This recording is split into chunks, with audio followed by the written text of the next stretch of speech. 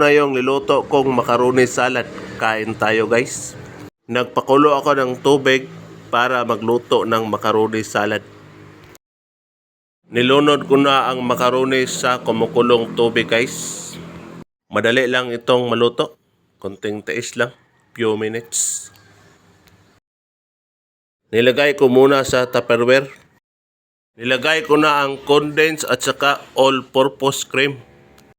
Pagkatapos, halo-haloin lang natin ito guys. Mix lang, 2 kutsara ang gagamitin natin. Pwede rin yung luwag para mas malaki. Paki-like, subscribe para ma-inspire ako sa paggawa ng video. Buhay probinsya, lutong bahay talaga guys. Sarap na sarap ito. Kunting taste lang, mga ilang minuto natin itong halo-haloin. Wow, sarap na sarap. Nilagyan ko na din ng cheese ang ating macaroni. Eden cheese ang aking ginamit. Hanggang sa maubos itong cheese na to guys. Sa may diabetes dyan, hinahinay lang sa pagkain ito. Matitamis kasi.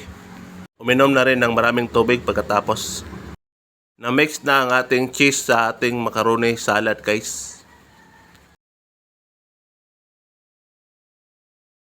Lagyan ko na din ng isang latang tulis, yung maliliit lang. Tumutulo ang laway ko nung nakikita ko ito guys nang hindi pa natapos. Gusto ko nang tikman. Pag matapos na ito, ilagay sa ref para malamig. Ilagay ko na din ng kaong o nata de coco, kulay green. Pagkatapos malagay lahat at saka i-mix natin. Color red naman na kaong o nata de coco ang nilagay din natin. Ihalo-halo lang ito guys hanggang sa matapos ng ating macaroni salad. Wow, sarap na sarap. Nilagyan ko din ulit ng condense. Kayo lang mag-measure guys kung gaano karami ang condense na inilagay ninyo. Kung gusto ba nyo ng matamis o hindi masyadong matamis. Basta sa may mataas na sugar dyan, dandahan lang sa pagkain nito ha. Pagkatapos uminom ng maraming tubig.